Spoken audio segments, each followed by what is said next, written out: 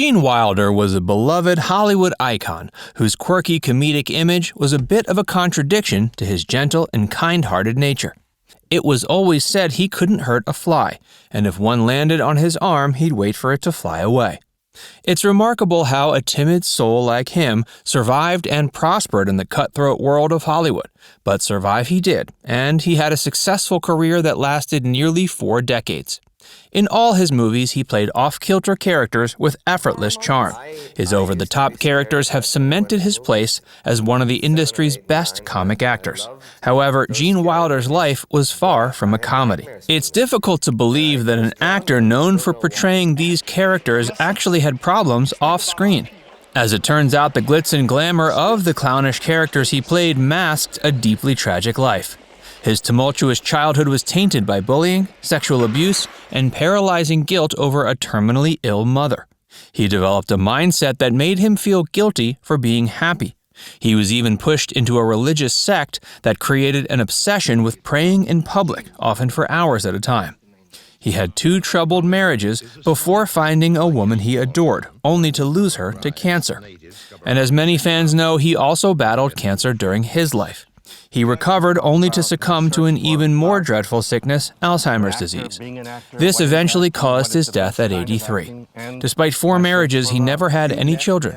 Join Factsverse as we examine the tragic reasons why Gene Wilder quit acting before his death. Born Jerry Silberman in Milwaukee, Wisconsin, Gene Wilder was prone to anxiety attacks and related afflictions, likely traits he developed during his childhood. At 8 years old, his mother was being treated after surviving a heart attack. A doctor told him if he ever argued with his mother, it could kill her. The warning left him terrified of doing anything to upset his beloved mother. Gene had an unusually close relationship with her. He was devoted to his mother, even though she had a fiery temper. Once, she washed his mouth out with a bar of soap for innocently asking what the F word meant. Yet, to keep her entertained during her illness, he would sing songs and do silly voices. Obviously, this influenced his passion for the performing arts. When he was 13, Gene was sent to a tough military boarding school, the Black Fox Military Academy in LA. As the only Jewish student, he was teased, bullied, and even beat up by other students. It's believed he was also the victim of sexual abuse from his roommate during this time. He wrote to tell his father about the beatings, as he was afraid to tell his mother given her poor health. When Gene came home with bruises on his arms and chest, his parents pulled him out of the oppressive school. The bad experience made a lasting mark on Gene's life. He believed if he became happy, it would be unfair to his suffering mother and to anyone else who was experiencing pain. Around this time, he tried to find comfort in religion. Gene's aunt was a theosophist, a member of the religious movement founded by Russian clairvoyant Madame Blavatsky. She welcomed Gene into their circle and introduced him to fellow members and their beliefs. They told him he was an angel and specifically advised him to avoid smoking because it interfered with the messages he was receiving from God. His involvement with the theosophists triggered a sudden and intense obsession with praying. As a young teen, he would spend hours on his knees, begging God's forgiveness for minor offenses. He prayed aloud in parks, crowded streets, and on buses, murmuring to avoid drawing attention to himself. It was only when he discovered acting that he was able to break free from this obsessive-compulsive behavior. Gene graduated from high school in 1951, studied at the University of Iowa, and then at the Old Vic Theatre School in England. He returned to the U.S. in 1955 to study acting at the HB Studio in New York. His study was interrupted when he was drafted in 1956. But after 2 years in the Army, he returned to New York to continue his study. There he met his first wife, an English actress named Mary Mercier. However, since both were often on the road with acting jobs, their marriage soon broke down and they divorced in 1965. 2 years later, he married his second wife, Mary Joan Schutz. This marriage lasted a little longer, but they divorced after 7 years. While performing on stage in 1963, Gene met Anne Bancroft, who introduced him to Mel Brooks. She thought Gene would be perfect for a role in a movie he was writing. In 1967, Mel Brooks cast him in The Producers as the neurotic accountant Leo Bloom. The movie was released in 1968 and earned him an Oscar nomination. Hey, if you're enjoying this video so far, make sure you give it a like and subscribe to Factsverse if you haven't already. In 1971, Gene landed his most iconic role as the candy czar Willy Wonka in Willy Wonka and the Chocolate Factory.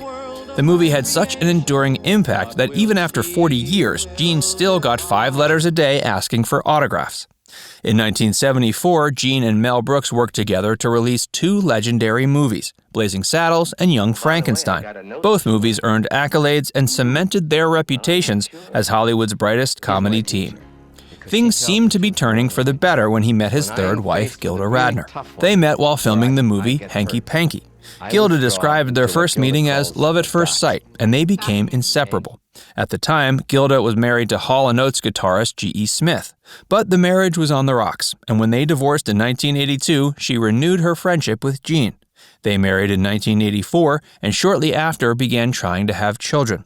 Sadly, Gilda would suffer a miscarriage before discovering more severe health issues. In 1985, while making the film Haunted Honeymoon, Gilda began experiencing fatigue and pain in her upper legs. The problem was not properly diagnosed until 1986, when a biopsy revealed she had ovarian cancer.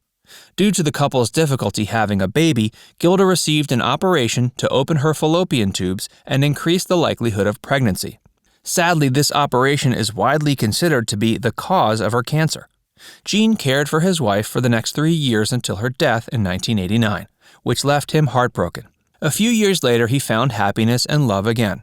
He married Karen Webb, a lip-reading expert who had coached him to play a deaf man in the comedy See No Evil, Hear No Evil.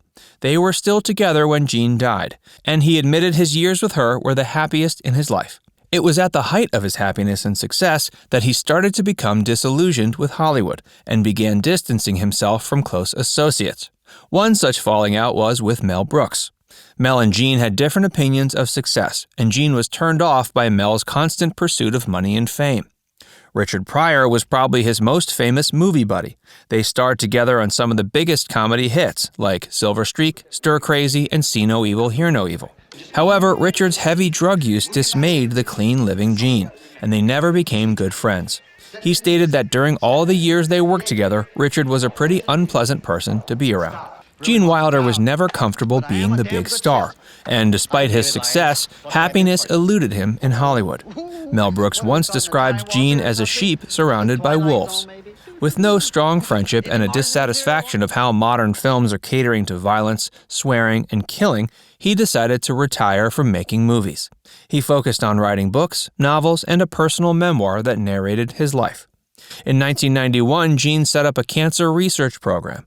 Tragically, 8 years later, he was diagnosed with blood cancer. He was treated, and the cancer was in remission by 2005. But then in 2013, he was diagnosed with Alzheimer's. He kept his affliction secret from the public because he knew this would sadden the fans of Willy Wonka. On August 29, 2016, Gene died in his home at the age of 83 due to complications of Alzheimer's. With his family holding his hands, the sound of Somewhere Over the Rainbow filled the room just before his last breath. It was Gene's favorite song. What's your favorite Gene Wilder film? Do you prefer Willy Wonka, or do you remember him in a different role? Let us know in the comments section below. And before you go, make sure you give this video a like and subscribe to Factsverse if you haven't already. Click the bell icon to stay updated on all our latest content.